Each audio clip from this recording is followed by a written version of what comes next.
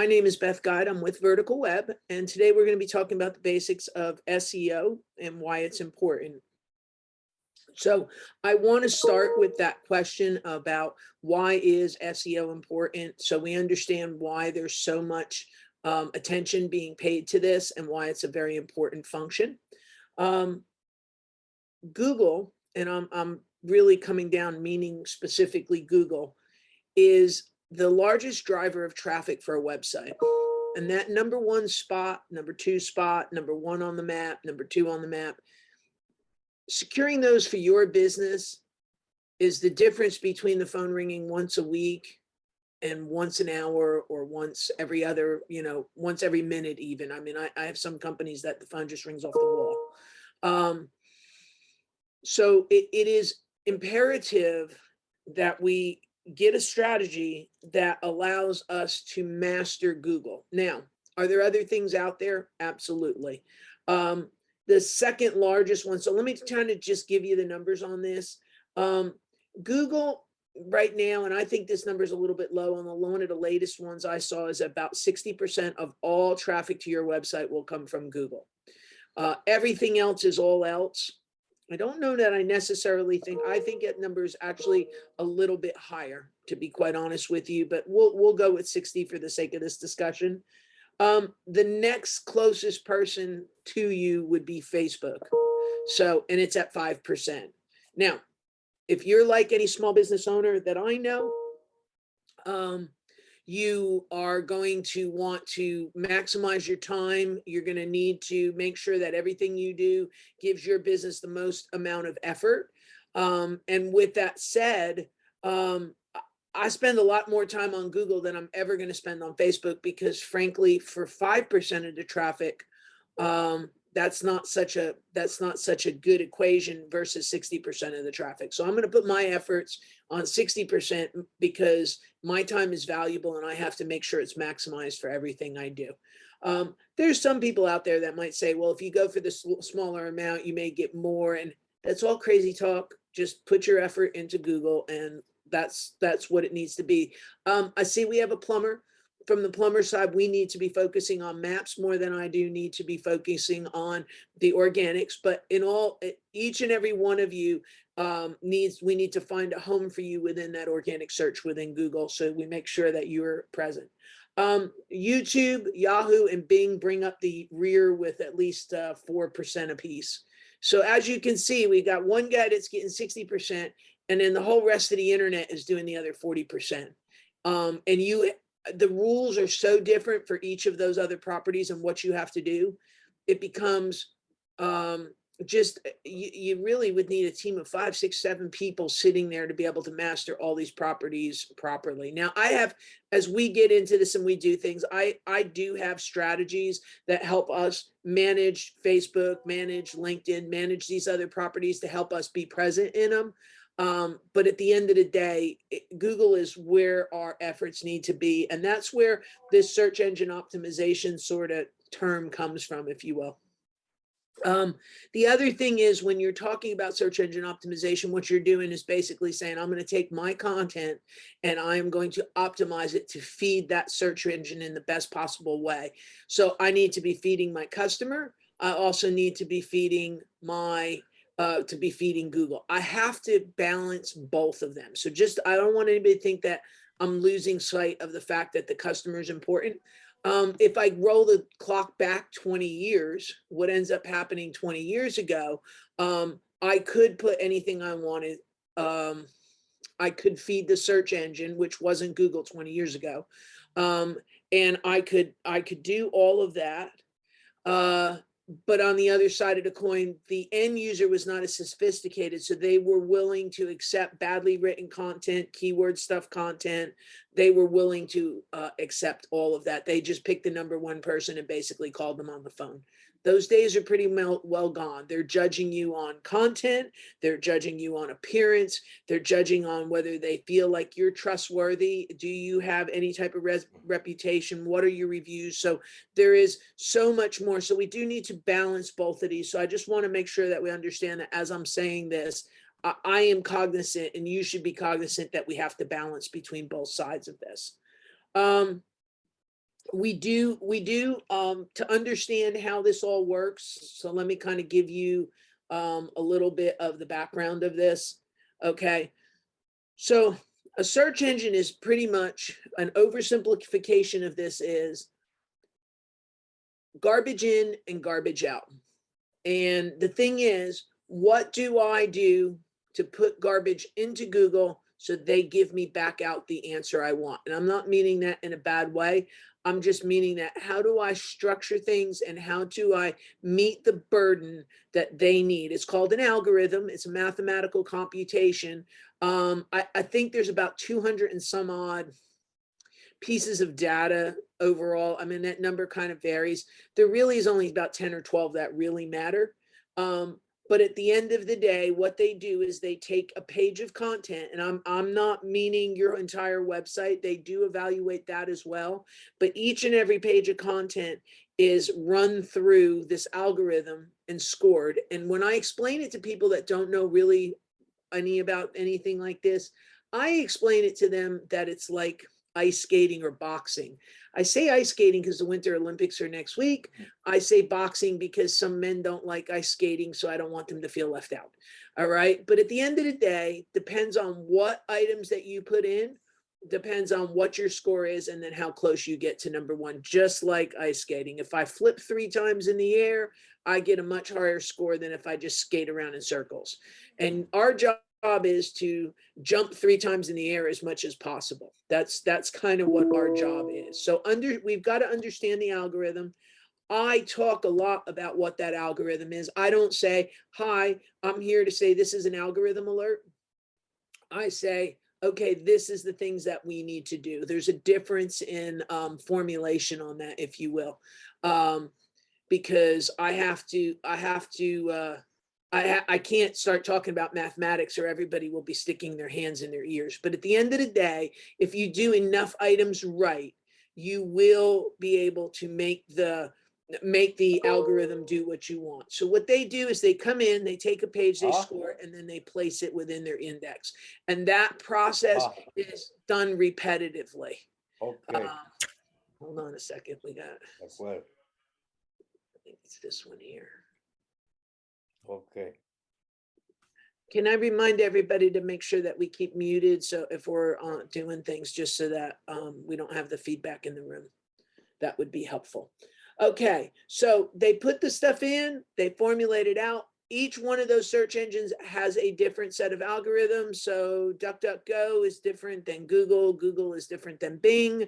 But the overall concept is the same. So we talk a lot in this room about how we feed that algorithm. And that's kind of what we're going to talk about too as we go through all of this. The reason that you need to know how a search engine works is because in order to make it perform the way you want it to perform, you actually have to understand what it's looking for so you can meet those criteria. What I will say is that Google has published 149-page guidelines of what you should be doing on your website. And I am here to tell you that I think if you took those Google guidelines and followed them to a T, you would have a website that did not rank. And the thing is that although they tell you the right way to put it all together, what they don't tell you is what pieces are most important to their computation. So if you omit those pieces, although you have followed their guidelines to a T, you will not be number 1 or number 2 or number 3 within their sphere. So that's why I kind of want to get everybody understanding that they come in, they get the data, they process the data, they post the data. If you did everything matched based on what they said, you would get nowhere. So this is where the art form of this SEO and why you need to have know an SEO person or come to these classes so that you can understand what pieces that you need to make sure that you implement so that you feed them the right way. The other thing I'll do is I'll liken it maybe to fishing. If I fish with the wrong bait, I might catch a fish, but if I catch with throw out with the right bait, I may end up catching a whole bucket full of fish. So, you know, I don't want to hook the fish sideways and drag them to shore. I want to have this actually all work right. So that's kind of what the basic understanding for everybody is. Hey, this is a mathematical computation. There's a set of guidelines. We need to follow the guidelines and then implement what the math pieces are. And it's not like you have to do math with a paper and pencil. This is not that type of a thing. There's just certain elements that need to be put together right. So that's the understanding that you have to have from that. Now, what I will say is the other thing, that when a search engine builds its directory, Google, not everybody, but Google is also looking for how many votes you get. Okay. And the way they look at that is that if somebody makes a link to your website must have value. Okay. So this is a Chamber of Commerce event, and actually they started this at one point. The Houston Northwest Chamber president looked at me, and it was not Bobby, it was the lady before, Barbara. She said to me, she said, Beth, could you make a video and explain in just a few minutes what the value of an a Chamber of Commerce membership is to our businesses in reference to Google. So I sat down, I said, hey, you know, you need to have a Chamber of Commerce membership. It validates the business, blah, blah, blah. I did my 5-minute video. I put it up on my website.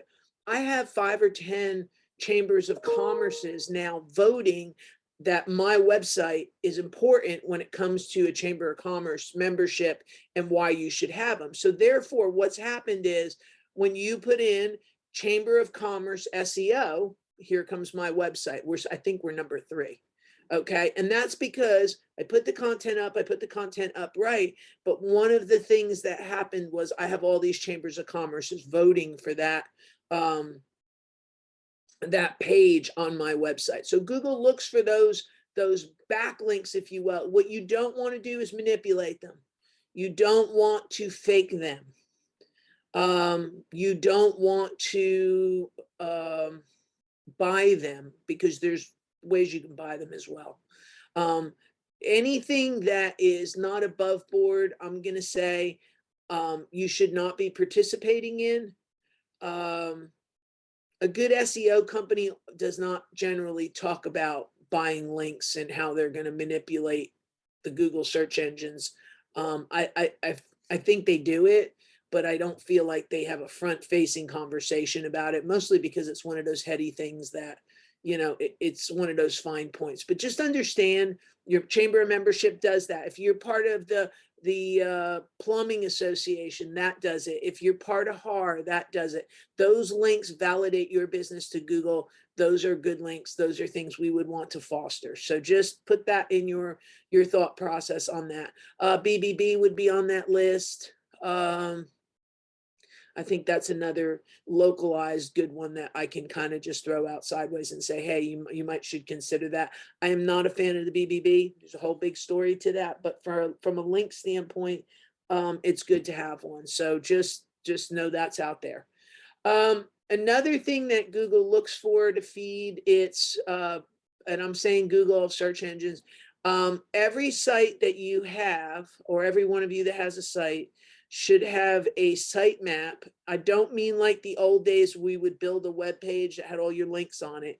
There is a feed that comes off of most websites that comes out of, like, from WordPress, it's usually the SEO plugin. It has a feed, and what it does is it lists all your pages. So if you get emails that say, hey, give us $50 and we'll list your website, that's not a thing anymore. It's just as simple as submitting that sitemap to Google through their search console. That would be something that I would strongly encourage everybody to do, because that's a basic function that everybody should have. Now, WordPress has it built in. I have to imagine some of the other services like Wix and Squarespace have some manner of something. I don't want to get off into a tirade about those guys today.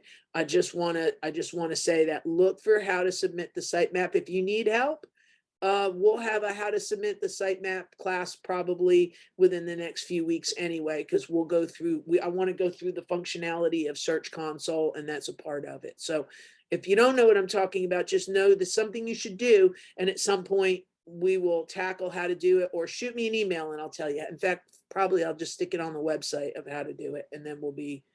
So what they do is they walk along the internet.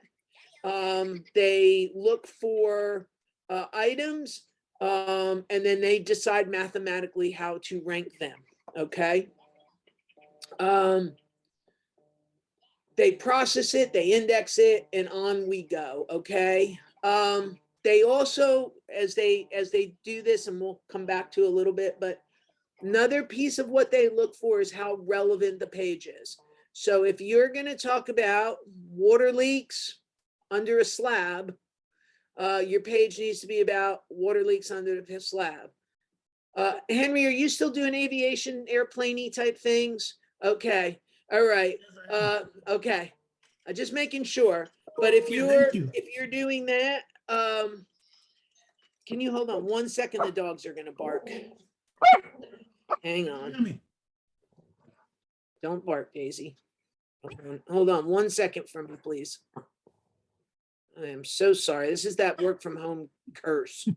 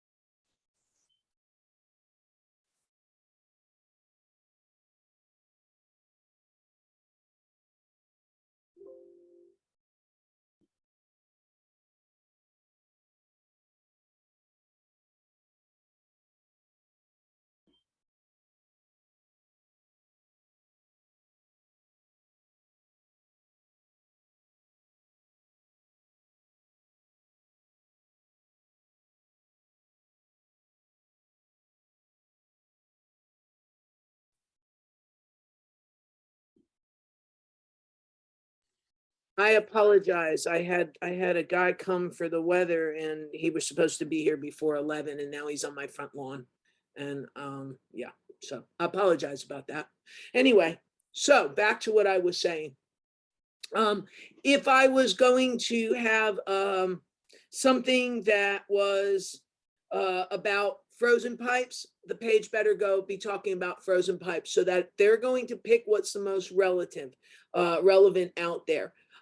It needs to be up to date. They often pick items or articles or pages on a website that bring new information to the party. So we want to do things like that to bring new information to the web, or about how we handle something that may be different than a standard situation. They also look for, is the person an authority? So that's a whole situation on of itself of how do I build up authority. But just the fact that you're a member of a chamber of commerce and participating in your community, that actually does help the situation. So just kind of put that one in your thought process, and that would be good. And then another thing that they're looking at now is the speed of your website, which is the direct reflection on your web hosting company. So you need to make sure that you have backlinks, that you're relevant in what you do, that you are an authoritative in what you do, and then what is the speed of the pages. And then if you kind of put all of those together, that's what they're looking for on each and every page. So when their algorithm comes through, they go ahead and start to promote you forward. Is everybody with me so far? Because again, this is a beginner class, so I don't want to leave anybody in the dust because I'm going too fast. I'm gonna I'm going to assume everybody's in a good spot at the moment.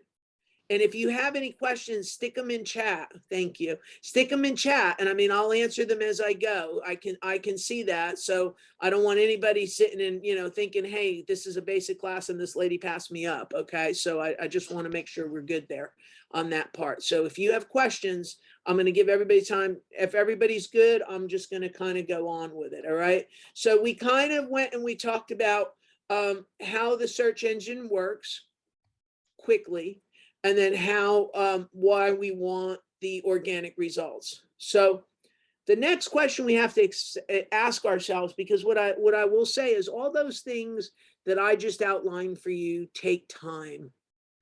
And they take a lot of time, they take a lot of effort, they take a lot of your time. I think that's what I have to say. I get up on Saturdays and I will write my blog post for the week. I take this class, I make it into a blog post. I make sure that I have the most relevant page. And I'll tell you, for most of you that know that I just had to relaunch our website under our new name. And when I did that, what ended up happening was I had to rewrite all the pages on any of our old websites that we were shutting down and re-optimize them. And I tell you that several of those pages took me upwards of 8 hours for me to get the mathematics on the page right, for me to do all the things that I just said I did. Some of that took me up to 8 hours to put that together after I wrote the page, because it takes a lot to balance that page outright on some of these. So we'll talk about signals here in a second, because the signals are what else feeds this.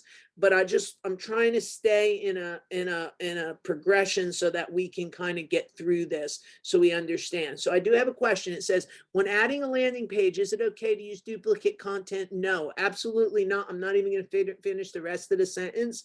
And that's a common tactic that I see that either beginners do or SEO companies that really don't know what they're doing. So what he's saying is, can I take a topic? Can I say, I am the best plumber in Katy, and say, I'm the best plumber in Katy, and I repair pipes, I install hot water heaters, and I unplug kitchen drains. And then I go, I am the best plumber in Sci-Fair, and I make what I install water heaters, I unplug kitchen drains, and basically say the same thing repetitively on each and every one of these items, so that I make a whole bunch of landing pages that are for areas. Now, there is ways to do it. That a duplicated version is not a way to do it. So we've had moving companies. I'll give you a better example. I have a plumber, and out here in Kingwood, and I don't know if it's the rest of the city that's this way or just Kingwood. So I'm going to say that up front, because it's the dumbest thing I think I've ever heard in my entire life. They put the hot water heater in the attic. All right. And there's older homes in Kingwood that their hot water heater is in the attic. Now, why anybody would ever be so stupid as to put the hot water heater in the attic, I don't know. But we have a whole bunch of people that do that. So to me, I would write a page about, when buying a house in Kingwood, make sure the hot water heater is not in the attic. I mean, if you want to weigh in on it, you're more than welcome to, but it's a condition that seems to be out here. Go ahead. Well, they say the reason they do it, because I called a city inspector about it. It makes no sense to me either. But the reason why is because it eliminates space. And also, a gas water heater has to run venting. If you were on the first floor, it would run venting through the roof, so it would cause it to be more of a fire hazard. So they decided to put the heaters in the attic. So yeah, like 90% of the heaters in Houston are in the attic. Okay, except when they leak and they fall through and they kill you because you have a falling missile coming through your ceiling. Yeah. You know, so you know, just these little idiosyncrasies. But okay, so what I just did by talking about, so you expanded outward. Now, I think that there's parts of the city, and in fact, my house is a 2-story house and it's in the downstairs. So I'm very grateful for that, because it's right by the garage. If it blows a gut, I can push the water right out the garage, right? So, but you know, the thing is that I can write a area centric page about a job that I want to do. I'm sure that we could talk in the Heights about old piping and why it's a good idea in the Heights to repipe your house, because the pipes are probably 150 years old in some of those houses. All right. So that would be another example of something that we could do. Okay. So let me just kind of kick that out too. So I would look at each area and I would say, hey, what can I do on each one of these and do something localized to the area? New construction. So a city like Katy, Cane Island, what are they doing with new construction and what do those pipes look like? So I can talk about an area. I can do so and enforce that area to rank my website, but I'm doing it in a way that's providing unique and different content based on the area. Does that kind of, I hope everybody's kind of with me. So the idea of just creating a page that says, I am the greatest and I do pipe fitting and I do this is not the right way. But I can write a whole page about an area of the city and what its plumbing deficiencies are. I have to say that my guess is that some of the neighborhoods in Houston fared a lot better with the pipes and the freezing than others because the houses were built better. So I might talk, if I was a plumber in River Oaks, I might talk about how those houses are better insulated, how they've been upgraded, and therefore broken pipes are not as common. But these are the things that I might, and I'm talking about broken pipes because tomorrow's just going to freeze. So you may be a very busy man come tomorrow, but we'll just kind of throw that one out sideways. But I think what I'm trying for everybody to walk away with is the idea that I can do these things and I can do so in a far better manner than making a page of content and repetitively saying the same thing with just changing the city information. It's a common question. I did have a large satellite TV provider ask me to do one for every zip code in the state of Texas. And we kind of made the pages long enough, but it was not a path that I wanted to go down. I did it because they said, hey, do it or else. It never really did work, but it's not a bad question. It's just it's not the right way to handle that. There's better ways to handle that. So good. All right. Anybody else got a question? Because that was an excellent question, to be quite honest with you. Okay. All right. So we're going to talk about what are the benefits of doing SEO, because I think that's something that we need to all understand. Okay. So if you have a solid SEO strategy, and I will define that in a second, your site will receive traffic. Now, what I will tell you is that, and this is going to sound like an odd thing, but my goal always is to get 100 visitors a day. I always think there's more commerce going on. Now, of course, once you get 100, then you want 1,000. So don't think it just stops at 100. But I would like to see if our hopes could be to at least try to target 100 people a day. So you might say, well, I'm just a local business. How am I going to do that? Well, you're going to take a very wide approach at what we're going to put on that website and how we're going to put it there. I think those become the important things to do, if you will. I think we want to make sure that we take the most amount of words possible, most amount of services possible, and really try to get our traffic and have a goal in our head. I don't know that we're going to make it. Don't misunderstand, but have a goal in our head that we need to make sure we try to get as many people as we can. So let's kind of talk about why driving traffic is important. It brings about brand awareness. And the thing is that in the modern age, people do business with who they like. They don't do business with people they don't know anymore. There needs to be an intrinsic trust factor. I think the randomness of just, hey, let me just pick that guy. I think some of that trust has been shattered over time. People want to know that you're reasonable. They want to know that they've seen you out and about and around. And I think the more that you are present in search and you answer people's questions, it may take 6 months for that person to become a customer, but they may become a customer because every time they ask a question, they're confronted with you. Okay, so there's an air conditioner company out here in Kingwood that every time somebody asks something they are the ones that they have done such a great job of brand awareness, because between people referring them answering questions, their availability, their visibility, and all of these things, they ended up driving more traffic, and they have more business than they know what to do with. So I think we've got to have that idea in our head. So let's kind of talk about what happened. So when you're number one, and I'm just talking about number 1 through 10 on a Google search page, okay? I'm not talking about a page that a map appears, because that's going to skew the numbers. But if you're number one, out of the clicks that go on a page, the people are going to pass by the ads. They're going to drop down to the first one, and 40% of those people are going to click on that particular number, okay? And because they're going to click on that, that means that my goal should be to get into that first slot. Now, these numbers start to drop back. As I get more, the numbers seem to drop back quicker, right? So the number 2 person may only get 20% of the searches. The number 3 person, that number drops down to about 15%. The number 5 person, it drops down to 9%.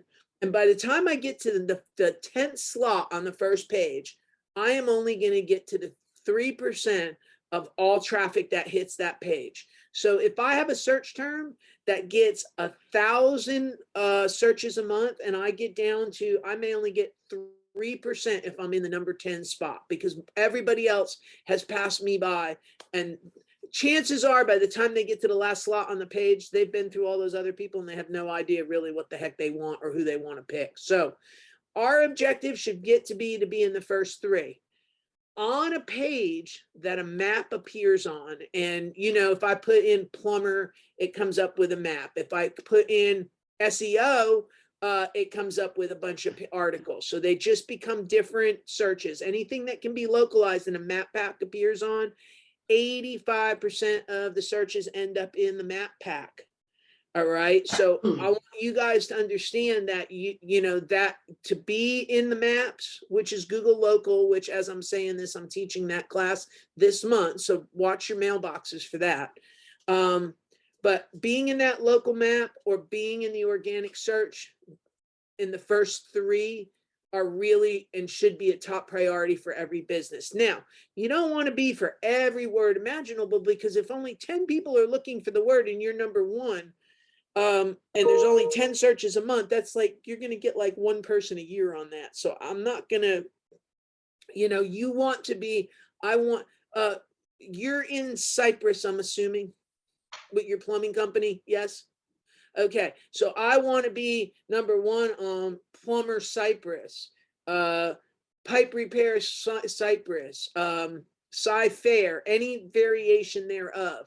I want to make sure that I have those main terms, because if I run a search, I can tell how many people are looking for words.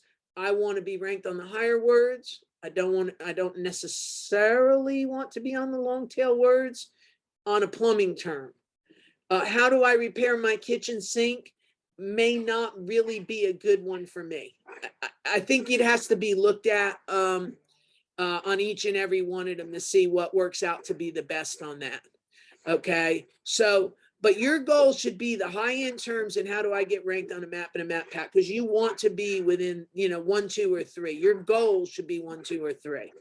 Now, what I will tell you is that to have the goal of 1, 2, or 3, what you're going to have is you're going to need a lot more pressure. So there's a lot more effort required for those. Okay. And this is where some SEO companies make me a little bit crazy, because they'll all talk about, well, I'm bringing traffic, I'm bringing traffic, I'm bringing traffic. And that's great if you're bringing traffic, but if it's not traffic that's going to help sell something, traffic for traffic value is not always the best thing in the world. Okay. I don't really need, as a plumber, I don't need traffic from India that talks about a frozen pipe in the Himalayas. You know, that doesn't equate, because I just don't think you're going to go from Cyprus to India to replace somebody's pipe. Just don't think that's a real thing that ever would happen. Okay, so we have to be smart in how we structure this, and we have to be smart in what we do.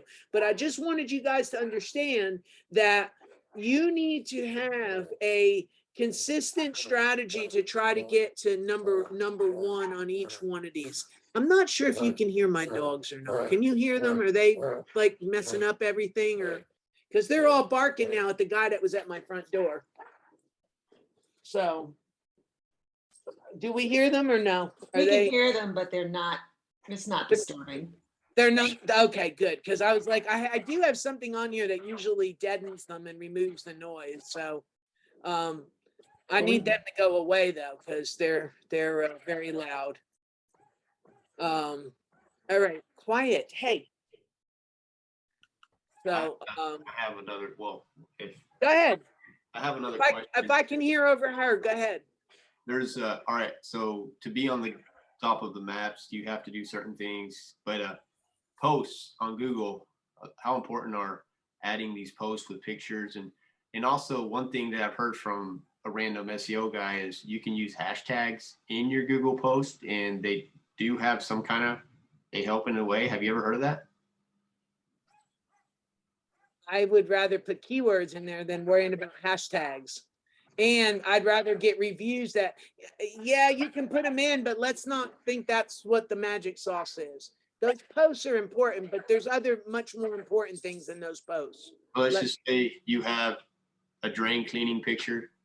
You say call Cooper Plumbing if you have your drain clogs. So those keywords would Google would notice on your post. They would see Cooper Plumbing and drain clog. So Google would actually help with the ranks by seeing those words on the post. Yes, but now where I'm gonna go with that is I'm gonna say there is a hierarchy of importance, and those are on the lower end of the hierarchy of importance. Okay, so just because I put something in a post, that's like if I had to say 1 through 10, we're down in the 9s and the 10s. It doesn't excuse you from doing 1 through 8 wrong, and 9 and 10 are going to come and save you. So there has to be a consolidated effort across all those signals. Anchor text then with solid backlinks that have a high DR would be the way. Well, now you're asking these because somebody's giving you some things, okay? I would earn those backlinks with a high DR. I would not go buy them. There is a difference. Every one I have, I earn. I don't buy them. What about directories? Some of them are good and some of them are bad. And if I can get in and they're okay, that's great. If they're not, then you got to do this naturally. The way you're framing questions is how am I going to game the system? I don't, how do I say this? If you sit in this class long enough, you'll understand how to game the system, but you'll understand how to game the system in a way that's palatable to Google. Because remember, I told you if I gave you the 140 pages, that if you did everything right in them, you still wouldn't rank. It's because all these other knobs have to be turned, but they have to be turned in a manner that's palatable to them. Okay, there is no quick bullets. There is no, I do not approach it that way, because when you do, I used to have a business partner. This is a great example of something. He was always at walking out on the edge. And every time Google pulled the peer back, it got, he fell off the cliff, and then he'd have to go fix it. And one day he fell off the cliff and never came back. So you can't just keep walking it that way. Can you guys all indulge me a second for me to go pay this man at my front door? I apologize. He just was not supposed to be here. And can you all give me 2 minutes? Everybody go take a coffee and bathroom break. All right, good deal. All right, thank you.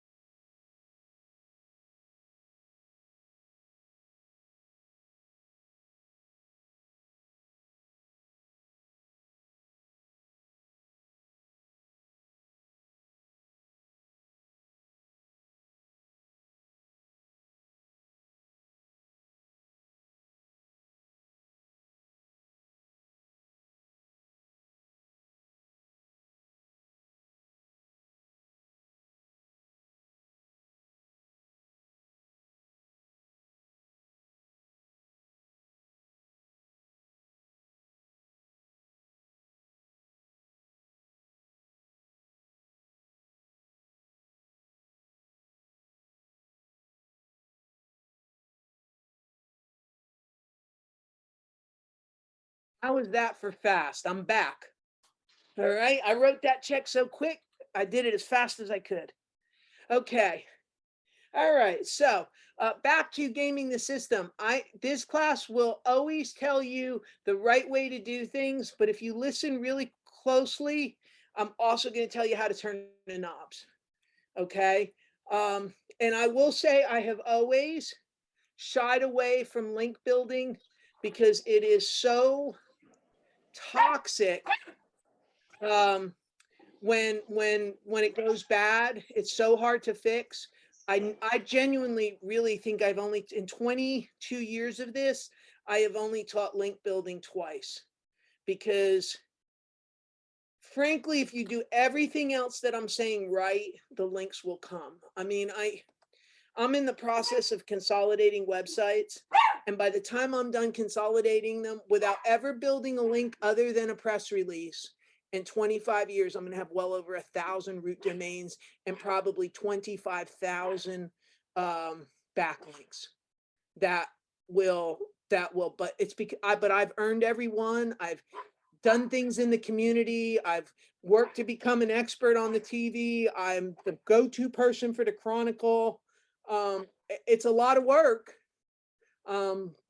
but it's worth it at the end. So if you can get to places and start to think, I think about even this class. Okay, so the Houston Northwest Chamber has us on their website, and they link to our website to tell us that we have a class. Well, that link is a very valid and valuable link. So if I didn't have this class, I wouldn't have that link from the Chamber of Commerce. So understand that there's a lot of things that you do that, you know, be a value. I mean, you're a plumber, right? Okay. Be a value vendor for people in the city. I mean, go see if you can find a nonprofit that could use help, that would put you on an in-con sponsor link. I mean, you have a service that's valuable. I mean, I'm sure I'm not saying churches, I'm literally saying like, there's a lot of nonprofits throughout the city that have office locations, and donate your services and then see if you can't get an in-kind link. I have a lot of in-kind links. I do a lot of stuff for free to help a lot of people. But at the end of the day, they give me a link. So that's the way I do it. And this is when starting out, is it expected to work pro bono? No, well, no, I don't think so. Like from my standpoint, you mean from like a digital marketing agency? I would say no. I would not start out and expect, because otherwise then everybody will be pro bono. But I go look, like when a charity calls me, or I've got like the Houston West Leadership Institute. They're a nonprofit. They came to me and they said, "Hey, we don't have a lot of money, but I need you to help our website." And I told them yes. And then we charged them for the first one, and I haven't charged them in the last 5 years for anything. And we've just handled everything. But I now have a link. I think I have a root domain link from them, and I have probably 200 other pages linking to me, just simply because I do their website free of charge. So this becomes those things. And I pick and choose. I've got some from the United Way because I help one of their satellites with a website. So I find things that I can do that I can help people. So I get those backlinks naturally. Not gaming a system. And it's a great subject. I mean, I'm trying to kind of teach you guys how to do this right, but this is a great subject because,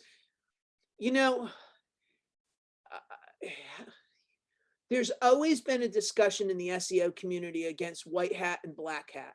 White hat being the good guys, black hat all being like a throwback to the old Western days, right? But I could make the argument that every SEO company is truly gray hat. Okay. And what I mean is they're taking the rules, and there is some manner of manipulation, but they're manipulating it in a way that stays within the rules, colors within the lines, is palatable to Google, but we're still manipulating it because it's not behavior that you would do naturally. Okay. Your natural inclination is to call your homepage home. My natural inclination to call my homepage is called Houston SEO Experts Web Design SEO Web Hosting Houston. Okay. I don't think any of you in this room would come up with that. You would say your homepage's name is probably Cooper Plumbing Houston. That's what it probably is. It's the name of your homepage. Okay. Because you're not really, although you put keywords in your domain, so whoever picked that domain for you kind of aided and abetted a little bit on that. Okay. But you know, just kind of understand that everything we're talking about is that, and we'll kind of go from there. So this says, what is your thoughts about having a vendor list on your site with local companies relevant for your industry for backlinks? Okay, that's backwards. You can go be on somebody else's webpage. I don't want you making links from your webpage somewhere, because what you're then doing is taking your power and shoving it outward. Now, there's some people that would say, oh, well, you need to make backlinks. Well, yes, if I need to make backlinks, I better be making backlinks to the Houston Plumbers Association, not the local guy that sells pipe fittings down at the local Ace Hardware. Okay. They don't need to be people on par with me. They need to be. So when I make links I have links off my homepage. It's not something, I know some of you that have known me a long time would fall over out of your chair. But what I'm trying to say, the links on my homepage go to U of H, they go to Houston Community College, they go to the Houston Northwest Chamber, they go to Houston West Chamber, they go to people in the community. Now, those links demonstrate that I have an affiliation. That is 100% true, but they are not the local Ace Hardware. Does that kind of make some sense? Yes? All right. So do we have any other questions? I have a lot, but I just No, and I mean, your questions are good. Your questions are good. That's why we run these classes. And I think everybody in here learns from them. I mean, I don't want to get too far off the basics of it all. But what's the next? Because you're the classic guy that comes in and you've kind of touched on some places. To me, this is my take so far. Okay. And I could be wrong. All right. But you've had some SEO companies talk to you. You've probably talked and gone to a few of these seminars. You've kind of read some, and you kind of daisy picking out these things out of the air, and what's true and what's not true, and what can I do that's gonna go and escalate this. Okay, so somebody said they need to run off. I will have this on the website probably this weekend. So it's always going to be on Vertical Web under the classes link. Every single one of these talks is up there with some kind of summary about what I'm talking about. And I'm putting the video. So you're more than welcome to come in at a later time and grab that, just so you know. Okay. Just so everybody's aware that we do that. I understand work kind of comes and goes, and sometimes people need to come and go in and out of these things. So everything's on demand as well. It's great when you come because you get to ask questions. Otherwise, you don't get to get your questions answered like you would if you were here. So, all right, go ahead, and if you got a question, hit it. What's the next question? Just out of curiosity, because I think you have a lot of jumbled information, and literally it'd be like giving you a loaded gun and not telling you that if you pull the trigger, you're going to shoot yourself in the head. So do follow and no follow. Is there any relevance to no follow at all? Like, Yeah, I'm going to no follow stuff. Then I don't want people to suck off my side. You don't want to get involved in that. You're not that kind of a person. Like, for example, I know you mentioned BBB, and I won't go with the BBB because I don't like. They're a bad group. I get it, but I shouldn't say they're bad. They're not business friendly. They're a follow tag too. They're not a do follow.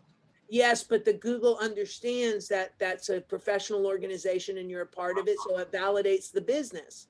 Okay, so I have a no follow tag from Wikipedia. I'm not giving it back because it's no follow. I'm taking it because Google was, oh wait, this person's important. This website's important enough to be in Wikipedia. I better paying attention to that. I have one from Google Podcasts. I have one from Apple Podcasts. They're all no follows. At the end of the day, though, Google says, oh, wait, this person's putting out good, relevant information because I can see it going out through my Google Podcast link. So don't let that dissuade you from getting a link from somewhere, whether it's now, of course, if you can get one that's follow, great. All right. But that shouldn't even be in your ether. You should just be living your life right and doing the right things. And when you do that, things happen to just fall into place in this realm, if you will. Okay. Now, you shouldn't be worried about no following outward to you either. But yeah, Google understands that there's a lot of people out there that turn off, the follow on the link. So they understand those links are out there and that they point to your homepage. Don't make any mistake on that. So I don't, Such a thing as over optimization. Is that a thing? yes, that's called I ban you. That is a thing. Not me. I mean Google. They actually will ban you. So no, we don't want to be over optimizing anything. All right. And that's that again, this is a fine balance of tuning and turning knobs, because otherwise everybody would over optimize and just hope that whoever falls at the top falls at the top. Absolutely not. So what's a healthy number of guest posts if you were doing guest posts? I wouldn't do guest posts. Again, you have a lot up here of a lot of bad information. All right. What is the healthy balance? Guest post is link manipulation. Really? All right. Well, yes, because why did you go do guest post? To get a backlink to your website? They're not stupid. Now, you'll get other people that are more black hat that are not teaching a class on how to do it right. That'll say, oh, well, you have to do guest posts. Yeah, okay. I've never, I shouldn't say I've never done, because I've appeared in the newspaper legitimately. I have bylines on things legitimately because I was coming asked. I'm a correspondent on the local news network legitimately. Are those guest posts? That's relevant to what you're talking about in the right website. And doing it right. That's what I'm talking about. So I don't want to get to where we're taking every, although this may be a classic, a good class topic of come and tell me every dumb thing an SEO company's ever told you, and let's actually tell you what the truth is, because that's in essence what you're doing. That is in essence what you're doing. You're taking all these things that people tell you and they're somewhat out of context. And what you have to understand is SEO is like a jigsaw puzzle, and you have to put the puzzle together right. And when you don't put the puzzle together right, you do not end up having a complete situation. When you don't have a complete situation, you end up nowhere. And frankly, if you make them mad enough, I have one website that the previous person made Google so mad that 16 years later, that website is still banned from their directory. 16 years they are that mad at it. I mean, we've all done other things and we've gone on, but they came to me with a situation with a smashed website and they said, what do I do? And I tried to fix it. It's not fixable. 100% not fixable, because there was so much manipulation that went on that they've just permanently banned it. I've held on to the URL all these years, but it's still banned. This is banned as much today as it was 15 years ago. Wow. So this is, look, if you want to be number one on Google, Google will tell you they have a program for you. It's called AdWords. All right. All the rest of this is, to them, you're not supposed to be doing any of this. So of course, if you overdo it, they're going to kick you out. Just think like going to a bar and you trying to drink too much and you go crazy. They kick you out. Same concept. So, all right, let me kind of keep going down my list here a little bit, because we may come back to some of these things. Okay, so the next thing that I'm going to tell you is that you have to have a good handle on your keywords and understand what the words are that you want to rank on. There's been a lot of talk back and forth. Keywords matter, keywords don't matter. What do I want to do? I'm here to tell you, if you don't put the keyword on the page, Google has no idea what you're talking about. They're not mind readers. All right. So you want to have your keyword, you want to understand, and you have to understand the right words and the right terms, because the right keyword gets you lots of traffic. The wrong keyword gets you no traffic. I've told everybody as I've taught these classes, someday I need to get an account with Keywords Everywhere to get like a referral fee from them. But there's a plugin for Chrome, a Chrome extension called Keywords Everywhere, and they will give you each and every keyword and what its listing is. So if and I'm going to actually share my screen on this here a second. Let me pull up the right browser.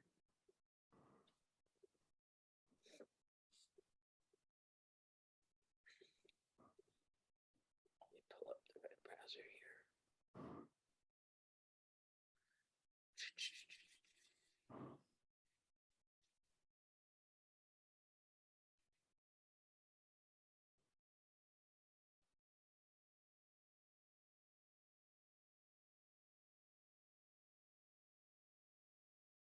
All right, so you see I have my keywords everywhere plugin, and if I do, you know why I know I'm doing you users, because I know what your job is, and I can't. And Henry you did airplane repair, or you did what? Remind me, because it's been like 100 years since I've seen you.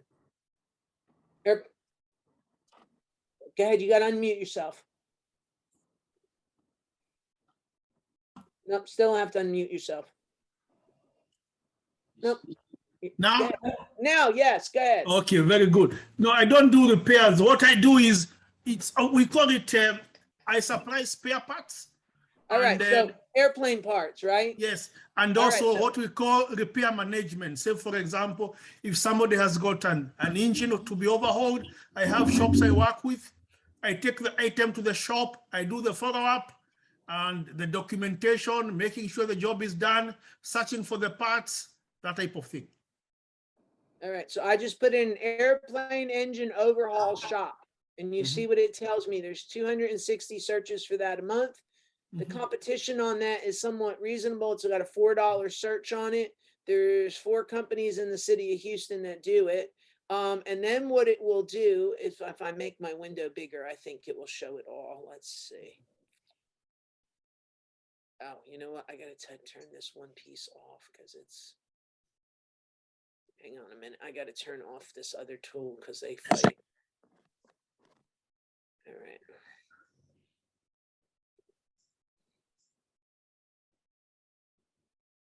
See if I did it this time. Usually gives me a whole list here on the side. It's decided it's going to be persnickety today.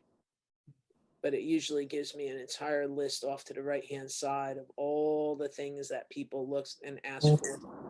I'm not sure why it's not wanting to participate properly today, but you can see it here even in the waterfall. So I got 260 on the parts. I got aircraft engine. So I put airplane. The better word is aircraft.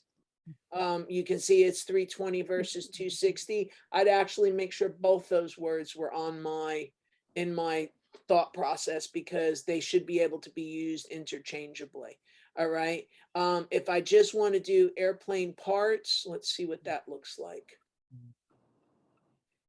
You got to give it to me, Henry, though. It's been probably 4 years since I remembered what you did. Yeah. So, Yeah. okay, so we got airplane parts are 12,100 searches a month. So that would be one of our main keywords, right? So if you all can see that's there. And then what it does is it does a drop down for me. When this comes up right on the web page, when you install it on your own, it'll actually bring up a list on the far right-hand side for you. But for narrowing down to a very particular part, say that, like, for example, you suppose you put like an airplane tire. okay, hold on. 1,900 searches a month. Oh, look, this time it appeared. Okay. So Because you you're can see the narrowing down. data off to the side. It gives you all the words. So airplane tire size, Michelin aircraft tires. It gives you should have all of these words represented on a page. Okay. Used airplane tires. So if you sell new ones, you can say, I sell new airplane tires. We don't sell old airplane tires. I mean, there's ways to get these words in your page, but this gives you, and everybody that's serious about knowing about keywords and what you should be using, this gives you a great overview of what those words are. It's a penny a word, so it's really super cheap. I think I bought 1 million words for like $100. And oh, by the way, I probably won't use that till about June. And I use this thing every day. If I go plumber, let me do plumber, plumber, fair. Well, let's do this. Plumber near me. because that's usually what people put in a lot of. All right. So let me see. Are you going to give it to me, or is it just local and you can't? I should say. All right. So it's not giving me a lot of results here on this one. And I think it's because it's localized and it's not giving me a local answer. And I don't really know why. Here, let's just go plumber and see what I get. All right. It is not happy with the plumber word. I guess nobody looks for a plumber these day and age. I don't know. I'm only kidding you. That was a joke. That's me and my comedy. Try Look, plumber. 823,000 searches a month for the word plumber. Plumber And Houston. Google takes that and makes it a local search. So it's $12.76 a click. That tells me the competition is high and I need to kind of put some kind of antecedent on that. So let me Cypress. So Cypress is $23 a click through. There's 880 cents a month for that, but it's a competitive term. And then, oh, that's California. I was like, good thing you're in Cypress, Texas, not California, because it's $46 a click through.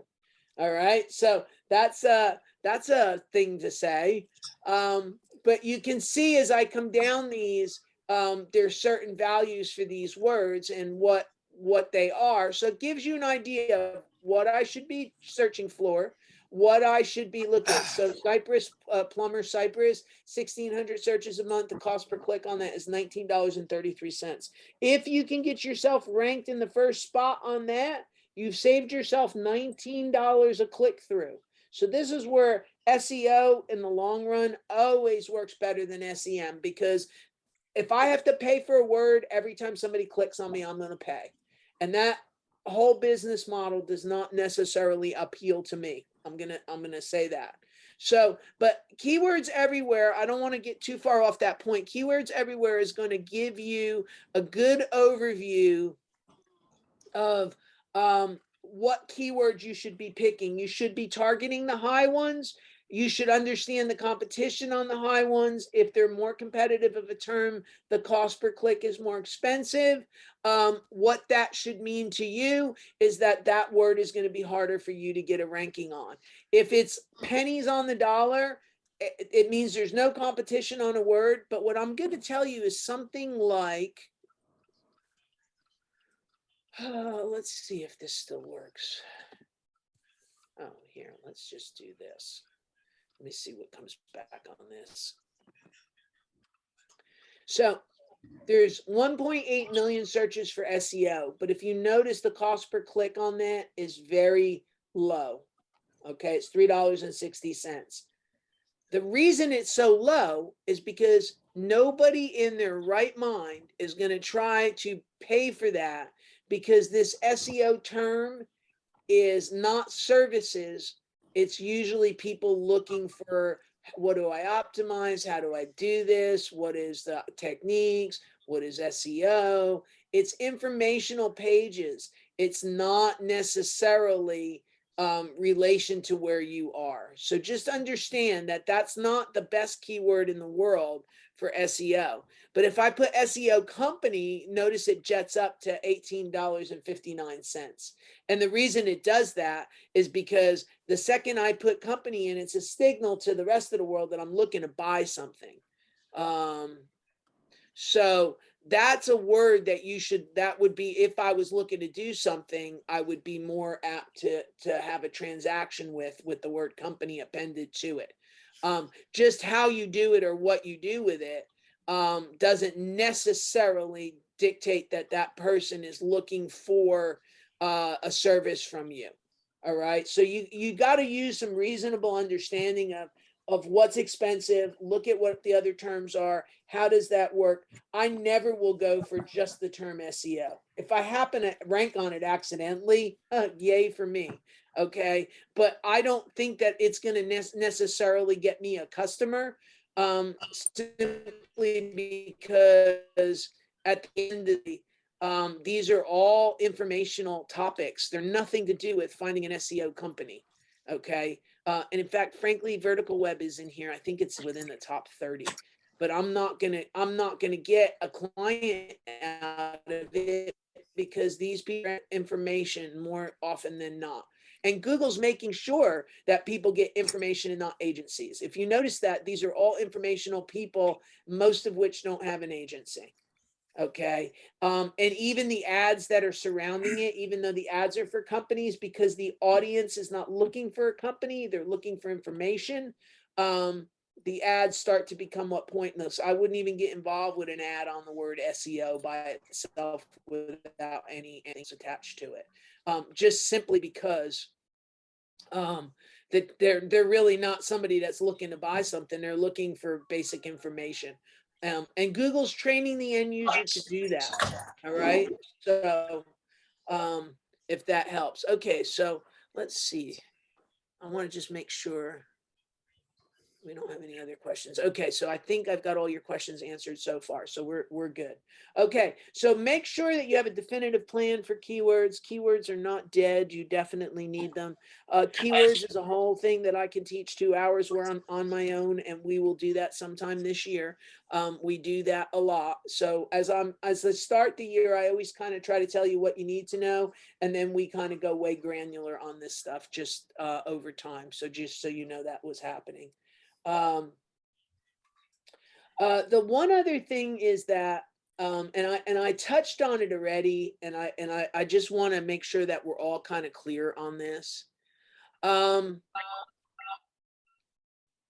SEO is a long-term strategy, and it is on par with buying a house. And what I mean when I say that is usually when I get a keyword placed.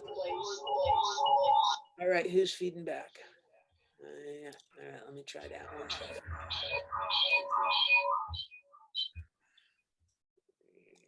Okay. All right. I think okay, I did. I buttoned that up.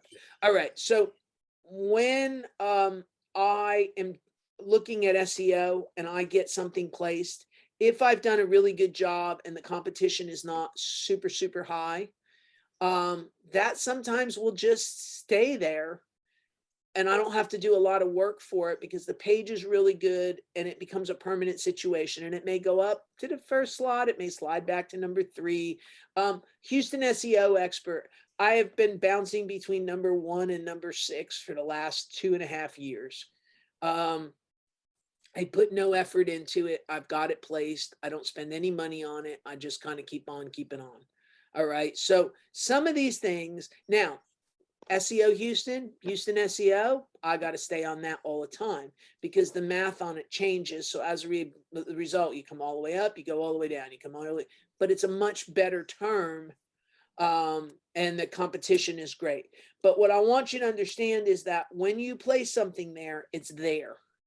And I'm going to use the word permanent. I don't mean permanently in that space, but it's permanently on Google unless you do something for them to kick you off.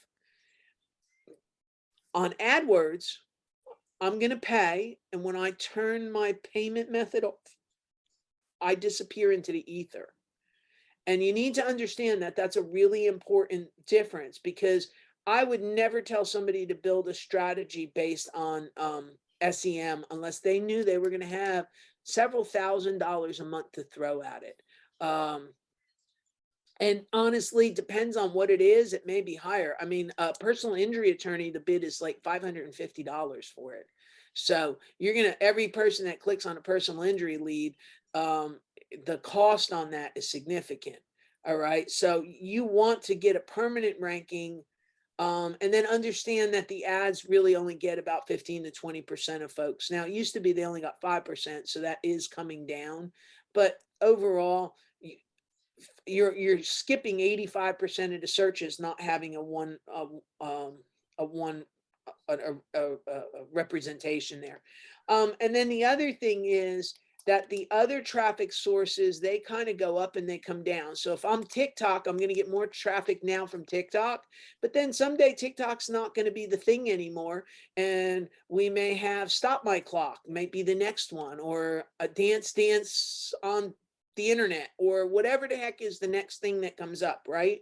Well, the thing is that consistently people use a search engine to find stuff. All right. It's not a fad. It's not who's doing the coolest thing. I mean, just ask Justin Timberlake in MySpace how that worked out for him. You know, you got to really kind of be careful about what you're looking at and on stuff on all of that, because it really is a moving target. So the time and effort that you've put in search engines, and I've been doing this 25 years now, I think, something like that. The time that I have put into it, the stuff that I have placed on it, it has come back to me tenfold. Okay. So you always want to take the SEO path if you can. I want to say that SEO traffic is free. If you're paying somebody like me, it may not be truly free. But if you can get it there and you're in a good spot and you do it yourself, I built my company on free traffic. And what I mean when I say that is, my very first customer did me a great favor asking how to get on a search engine. He asked me how to get on Yahoo, and I was like, I don't know, but I'll go find out. But that was back in 1998. And there was only Yahoo at the time. So there was Alta Vista and Lycos and a few other things that some of you may never remember. But long story short is, understanding how a search engine worked, I was able to drop my website on the first page of AOL, and had people coming in for web hosting 10, 12, 20 a day. And we were just killing it. What I will say to you is that the mistake I made was thinking that it was always going to be that way. And then when Google came along and ended up buying AOL search engine, we were completely not prepared for the Google algorithm. And as a result, we had to come up with other ways. What I will tell you is that it's free traffic if you can get it placed there. It's a good thing to have. It's a good source of people to call you and to build your business and to keep your cost of customer acquisition down. I do think that you have to have a solid website so that if you do other things, that when they come to that website, it looks good and people want to do business with you. Don't misunderstand. But it is a free lead source if you can get it and put it there and keep it reasonable and keep it reasonably there. So it's a good thing to have if you can do it. I don't know that I necessarily want the idea to be that it's free. The other thing you have to factor is what is your time. So don't miss that piece of it. One of the things, I touched on this earlier. If you do the sitemaps, what I will tell you about the sitemaps is that it will give you an immediate into Google, meaning they will pick that page up pretty quickly. Because I've had to rebuild and do so many new pages on the vertical website to get it up and running, they usually show up anywhere in the 80s and 90s, and within a couple of weeks, they're sitting on the first page. It takes Google to get some momentum to push it forward. But I have a pile of pages now that have been up since the beginning of January, that are now sitting in the teens and 20s. So I fully anticipate, as we continue to bring this together, that that's going to continue to run forward. So just to know that's a piece of that. But I have my sitemaps hooked up. Every page I add is put up there. While I'm building those other pages, I'm still putting up my blog pages. I'm still bringing traffic in through emails. A lot of you have been a part of the email list that I have. I encourage you to get on it and make sure that you get your invites. Those are outside traffic. And then Google starts to go, hey, wait up a second, 80% of your traffic's coming from the outside. I wonder what we're doing wrong, because that website over there is pretty popular because we're bringing traffic in from other ways. So I've got a pretty good balance between social and Google and the podcast. I mean, we have a podcast. I would encourage everybody to do a podcast. That kind of sounds like a crazy thing to some of you, but everybody should have one. I've got all kinds of stuff coming in from all different directions because I have purposely diversified my website to have traffic coming in from multiple places. But from Google's standpoint, everything's fed in through that search console, through that sitemap. And that sitemap is my best friend to getting a page dropped onto them pretty quickly. So everybody should make sure that you're participating in that. And it needs to be that XML sitemap that comes within some of these builders. This literally is not a page on your website with all the links on it like we used to do 20 years ago. This literally is an XML sitemap that dumps out of the database that runs your website. Okay. Google finds a page in two ways.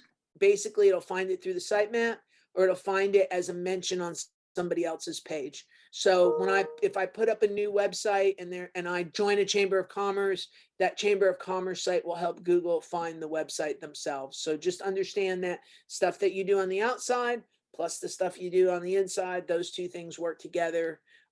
Especially if you're starting from ground zero. If you're starting not from ground zero, a lot of you, I have to guess, are not getting a lot of traffic. So the question becomes why and what aren't you doing? You know, we talk a lot about that. I mean, your web hosting company, the fact that you're using Wix or Squarespace. I mean, there's just a gazillion bad factors that you have to get out of the way before you ever even can begin to focus on the website. What I will say to you is we didn't come into this business world to be a web hosting company, but I learned back very quickly that I had to be a web hosting company for me to have the right environment to do what I needed to do the best for our customers. I didn't realize I was going to end up number 7 on AOL and have 20 people a day. So we ended up with a large web hosting company, plus I have the right environment. So it becomes a, you know, understand I've taken as for me and for the people that I work with, I've taken as much of the outside factors off the table so that when there's a problem, I know that the problem's within the website and I can start looking within the website and I understand it's not something external that I don't control. But Google looks for the sitemap, Google looks for you elsewhere. It finds one of the two places and then off you go. Things that I don't think happen is you don't submit your page to Google anymore. There used to be a portal that you could submit a page to. Just put your sitemaps in and it's the best route to take. Now, a few things that we're going to talk about, and you know, I'm running out of time here.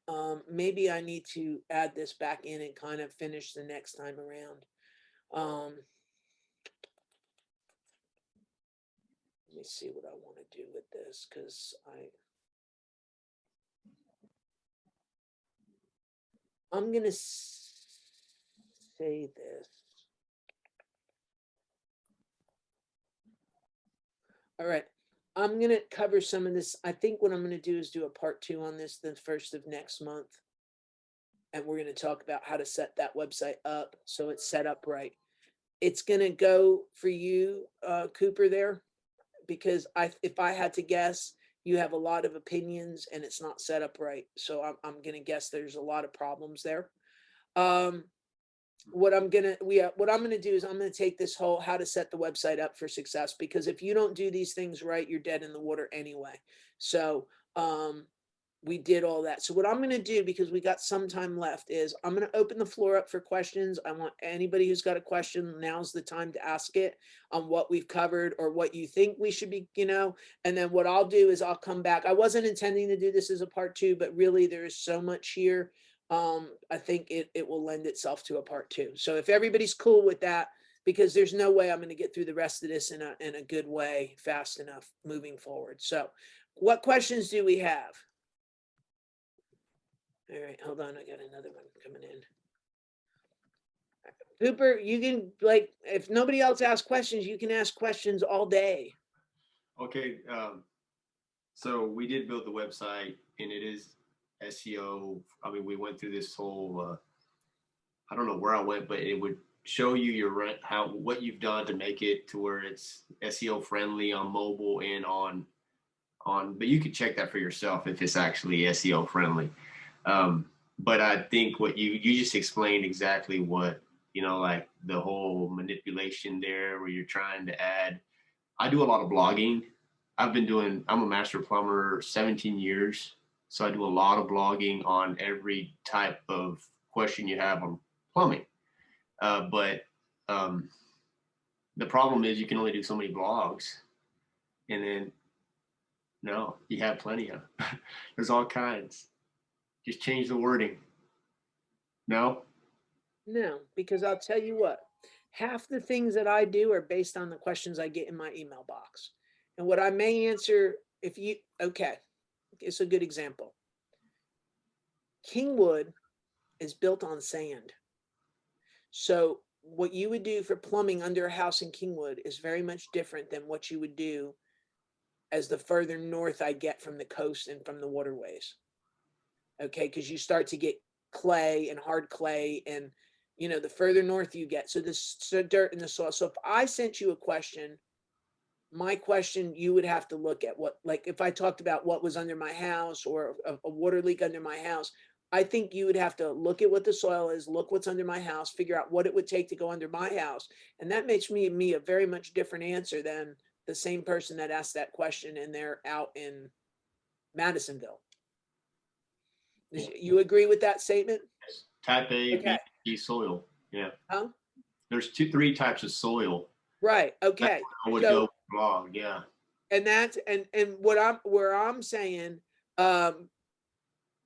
is that I would take that question and I would recognize that that question actually has a lot of blog value to it. I see it all the time in my mailbox. Some of my greatest blog posts ever have come from customers like, should I have 2 websites or 1? I literally, one of the most popular blogs on my website for the last 20 years now, or 18 years, whenever the hell I put that thing up, it's been, should I have 1 website or 2? Because it basically goes through the decision tree and asks the right questions to be able to get to what is the right answer. The right answer at the end of the day is you should always have 1 website. I'm gonna just say that to have these split websites really, and as more and more time goes on and the lift becomes greater, it's always better to have 1 to deal with. It's partly why I mean, there's a lot of reasons I did this, but it's partly why I've set up Vertical Web and I'm rolling any entity that I've ever been involved in it, whether it's open, closed, or sideways, because it's going to be easier for me to have 1 website that deals with all the aspects of the things we do than it is for me to maintain 3 websites anymore. And that's just the simplicity of it. So, you know, I think, as you say to me, is there a finite number of blogs? No, because as long as you have questions coming to you and you can start to recognize them on how to make them unique, I think that starts to, I mean, you always have an anecdotal story, if I had to guess, of some stupid thing that you saw somebody do with their plumbing. You know, I backed up my drain by putting spinach down it. I never would have guessed in a million years that putting spinach through the garbage disposal was going to cause a gigantic water leak or a clog backup. But what happened was I had tree roots in the lines and the spinach got stuck on the tree roots and backed the whole water system up. Long story short is that's a great blog post. Like what happens when you put spinach on a tree root? I mean, you know, it's not, but it's an opportunity for you to explain. You know, I think everybody has that. I think we all get questions in our inbox that should lead us to be able to come out and turn around and kick out a blog post. No, DR authority is not really, I used to think that was one of the biggest factors for SEO, having a high DR. But then you look at it and if you have a backlink to something that is not relevant to what you do as a plumber, then I don't think Google even cares, even if it has a high DR. That's something that I've been looking at. It's like, That's okay, the well, whole, you keep worrying me is you keep trying to go down the link manipulation route. and that's what I need to learn. What, you know, that's where, Yeah, I would just go put my page up and hope that somebody says, hey, look at that guy over there. Look, he's telling me something. It's partly why I tell everybody they need a blog post or a podcast at this point, because it helps do all of that. I really hesitate to even answer that. I have websites that have, all right. So first of all, Google says there is no more rank. So these DRs are just speculation of what Google says they are. Okay. So the Google rank that used to rank a website 1 to 10 is no more. At least that's what they say. These DRs that you see in these SEO tools, they're all an amalgamation of a guess of how powerful Google thinks a website is. Right now, I have one website that in one tool it's a 26, and one tool it's a 34, and in another tool it's a 50. So what's the right answer? Okay, so it's just a guidepost. So you wouldn't want to take that to heart, but you want to use common sense. A link from Cosmopolitan is better than a link from the fashion lady down at the corner. Okay, if I come out of a website that is about home decor, but you're mentioned as a plumber in the home decor, that has nothing, home decor has nothing to do with plumbing. However, there is some relevancy in that anchor text. So this starts to get you keep trying to bring it up here, and I don't mean that badly, but you're bringing it up here, and at the end of the day, there's so many nuances in there that affect it that it's almost like it kind of be like me trying to run a snake through my own drain. Either I'm going to blow my own head up, I'm going to ruin my pipe, I may crack my kitchen floor, but all kinds of bad. But I do understand the concept that if I put a snake down the drain, I may end up being able to open my own drain. You know, so it's I mean, you understand the point. I mean, there's right ways and wrong ways to do things. So And okay, one more. well, I have one in the window, Oh, and then you're we're back right. to you. You can't ask all the questions. All right. So the next one says, so I have a recommendation for a public relations and marketing services company. Well, first of all, I am a marketing services company. It depends on what those public relations you need. I do have some people that we do work with. If you need more like a publicist function, I don't know who asked this question, but if you need more of a publicist function, I have people that we can send you. And I do have straight up PR agencies that don't do anything digitally. That I can send you to. So it kind of depends on what the need is. I have for stuff that I don't want to do, I have people to send it to. You do PR. Okay, well that's good. See, now I have another person. So you and I need to go lunch so you can tell me what you do so I can put you on the referral list. See how that works? That was good. So I was speaking at my website. Hold on, I don't understand what you're asking me. You made a left. I don't get what you're saying. Anybody that wants to get in touch with me, somebody else said they did it privately. Said, how do I get in touch with you? Just all you have to do is call my phone number on the top of Vertical Web. I'm extension 701. Go ahead. Beth, I was speaking specifically about my website. Do you have recommendations, being that I'm a PR? Oh, I thought you were asking for a company. The way Yes. that read, do you have recommendations for a public marketing company? I thought you wanted me to give you a referral. Okay, you need to be out there just like I am every day talking about what is the effective brand, I have articles that talk about the impact on color on how a website is. What is the impact of a brand, and how do you build one? You should have a whole brand building for babies, and meaning people that have no idea what they're doing, not little children. But you should, there's all kinds of things. I'd have to look at your website to see what you have, then come back to see what you're missing. But if you don't have a vibrant blog that goes out to people, and that you're out there constantly putting that on social media, that is like one of the biggest things that you need to start doing. I constantly am putting stuff out there, and I stick it out on LinkedIn. I mean, that's really, I say social media, but I really, for you, I really mean LinkedIn way more than I mean something like Facebook. Cooper, for you, Facebook is probably okay because the lady that clogs her drain or her toilet, she ain't going to care where she finds somebody. You should have people referring you on Nextdoor. So there is that aspect. People do business with who they like. So I would make sure that were in networking groups that referred you. So that becomes a different story. But yeah, I don't know what if you're doing stuff. What kind of programs do you have for your website? Because where he's talking about backlinks, that's where you're going to get down in the. You should be putting out a press release if you haven't been, at least quarterly. I mean, that should be a no-brainer for you. You know, but like what kind of things are you doing to even know if they're valuable of sorts? Currently, I put out press releases on a regular basis for my clients, but I don't really do anything to promote my business because it usually comes through referrals. And if you get a really good referral, it might be press release worthy. And you know, the other thing I do is, I don't mean this in a bad way.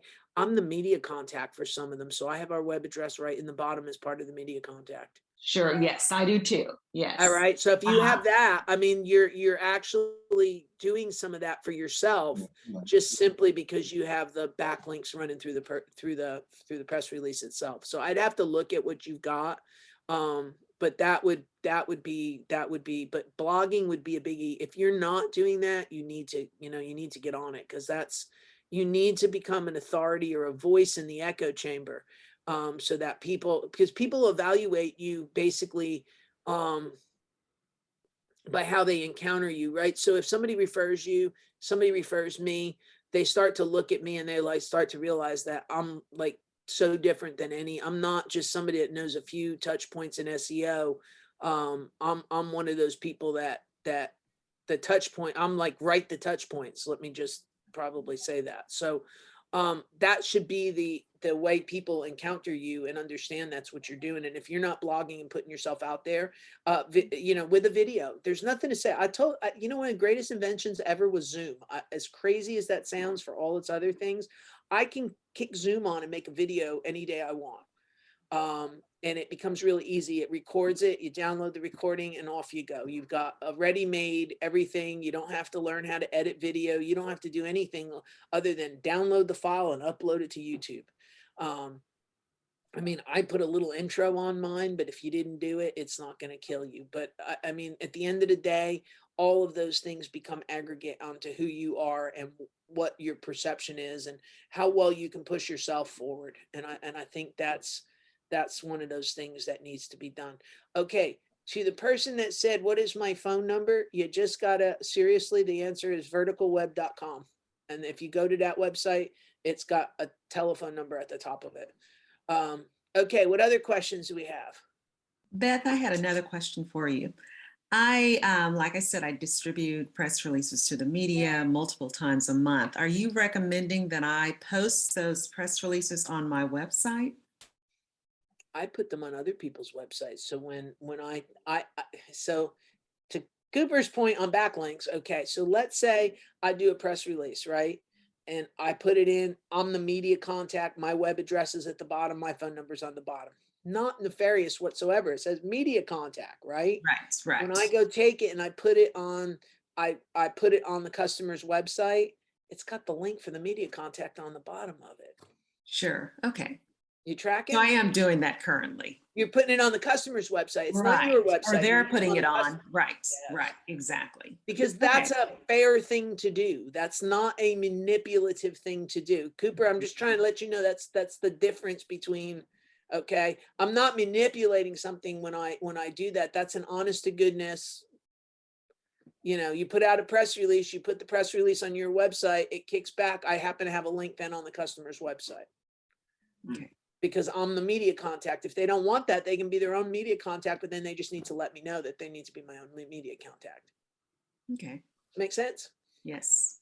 All right. So there's that. Thank you. You're welcome. All right. You said you had another question. Go ahead. So outbound, whenever you do a blog, they say that you should add one outbound link to some. Have you ever heard of that? Yes. Okay. So let me tell you something. All right. Maybe I'm going to flip this around. When somebody tells you what to do, how do you know they're not telling you to do something that devalues yourself? That's a good point. I've thrown out all these. I've heard it and I've heard it and I've heard it. I'm going to tell you what, there's no earth that I'm going to go make a link in my own blog post to, because you know what? I'm the authority. I'm not going to, I've never anybody, and I'll tell you, people have taken me on. Oh, you got to do it, blah, blah, blah. Can you show me the value? Because I don't make outbound links, period. End of story. Okay. And I mean, I'm the important person. Why am I going to, now some people will go make a link to Wikipedia. Okay.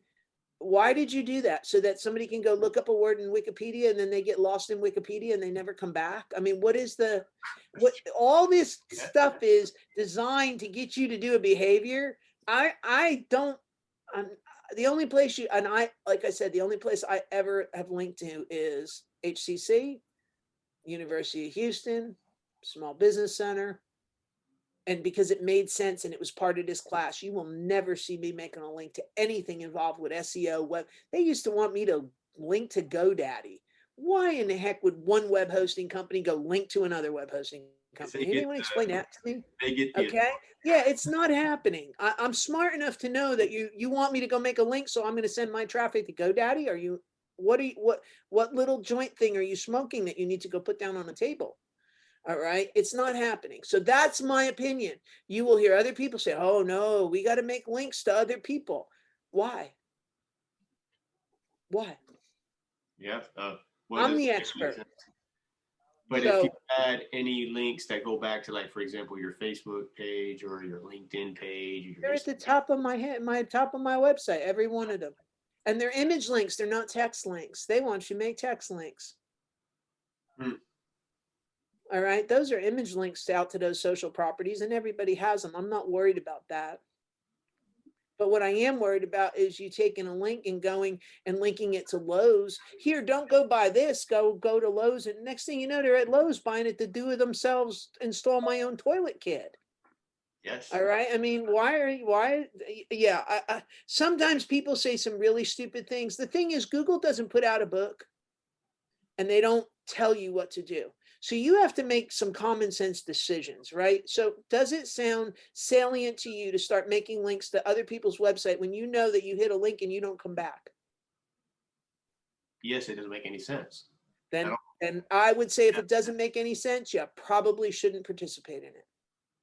Yes, and The Art of SEO, that's one book that I kind of bought just to see what are your thoughts? That book is several years old now. Eric knows what he's talking about. But Eric runs an agency. So why is Eric going to write a book that tells you every little nuancy thing? Again, it's you have to, and my kids used to do this to me. Okay. They do to me what they do. They still do it. They don't do it as much because they've been here 10 years now and they kind of get it down. Okay. But they used to come with me and they'd show me this blog post and they say, this blog guy said I should be doing this. And the thing is that they tell you enough, but they don't tell you the nuance or the impact or the outflow of it all. And I will tell you one of the things that when I put this class on the internet, I was always really concerned about what it would be because I kind of just say what I think and what I don't have any ulterior motives, because at the end of the day, I've had some that have walked out of this class and have been able to do it themselves. But 99% of them either keep coming because they need my tutelage, or eventually they go to some place and they yell uncle and say, come help them. I mean, there you go. And I mean, Henry's been back with us since the U of H days. It's got to be 10, 15 years now. I mean, so that's why I was like, I haven't seen him in forever. His kids are probably going to high school now. They were like little tiny things and they would come to class with me. See? But the reality is that I could write a whole book. Why am I going to write a book to train you how to do my job? Yeah. It's just a fair question. And there's a lot in that book, but there's also a lot you have to read between the lines and know the touch points of and know the art of it. Be like, again, I try to use analogies that people would understand. If Picasso wrote a book on how to paint a painting, does that mean I could paint the painting like Picasso? No.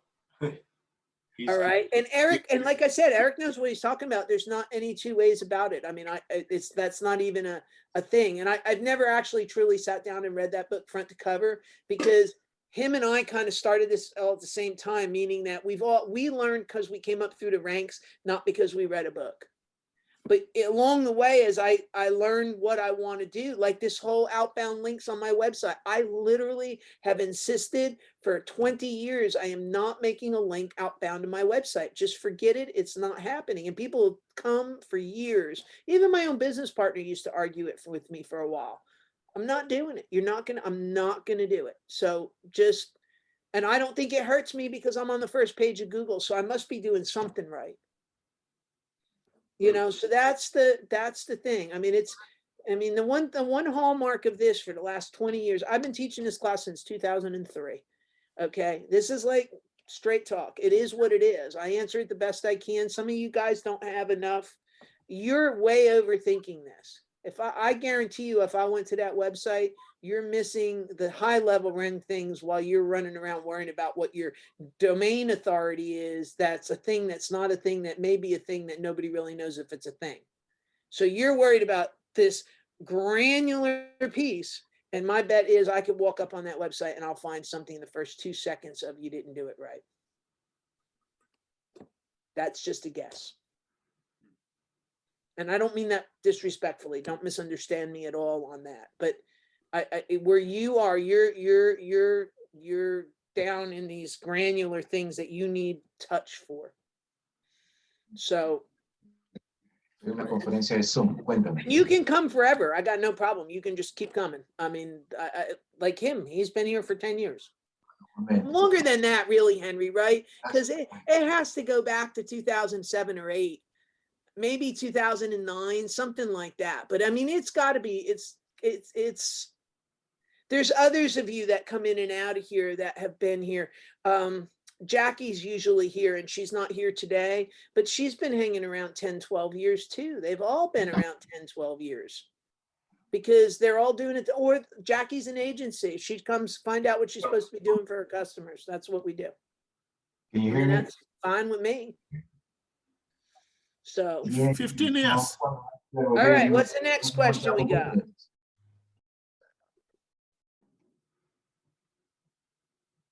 Okay, because we got like 4 minutes. Is there any more? Okay, well, next time we're going to talk about how do we set up for success and what are the things that we need to do. So I'm going to cover that in the next one because there's a lot to go through on that. And that's what we're going to do first week of March. Check the website, the vertical web website under the classes. I've got a class on local coming up. I've got, I actually am going to be at the Houston West Chamber tomorrow morning talking about how all things have to be worked together to make things work and what we should be focusing on in 2022. So there's at least 4 more classes this month, I think. So this is February's just getting started. So make sure you're on the schedule. Make sure you get classes. They're free to everybody, anybody, wherever you come from, you're always welcome to attend. I will say that the HCC class usually tracks 200 to 300. So if you want to be a part of that class, just make sure you sign up because it's, you know, like, I don't know what the cap is, but I know we usually get about 300 roughly. So just make sure you sign up for that one if you want to be part of that one. Anyway, everybody stay warm. We all know a plumber for when our pipes break tomorrow. We're all ahead of the game. So we all know, call Cooper Plumbing in Houston, and he's going to come and help everybody in the SEO class. Thank you a lot, really. I want you to blast me on anything that you see. That's what I want you to do. Oh, okay. All right. On the plumbing, you blast me on this. There you go. Well, that's the thing. So you just know that, you know, everybody stay warm, and I will see everybody next. Well, actually, if you come tomorrow morning, I'll see you tomorrow morning. Otherwise, I'll see you all next week, next Wednesday for our next installment. And I think it's local is the next one. So I think that's what I'm talking about. So make sure you're on the mailing list so you get the reminders. Anyway, have a good week, and I'll talk to you soon. Take care, Henry. It's always good to see you, my friend. Thank you. All right. And bye-bye, everyone else, new friends. So Hi, thank you. bye-bye. You're welcome.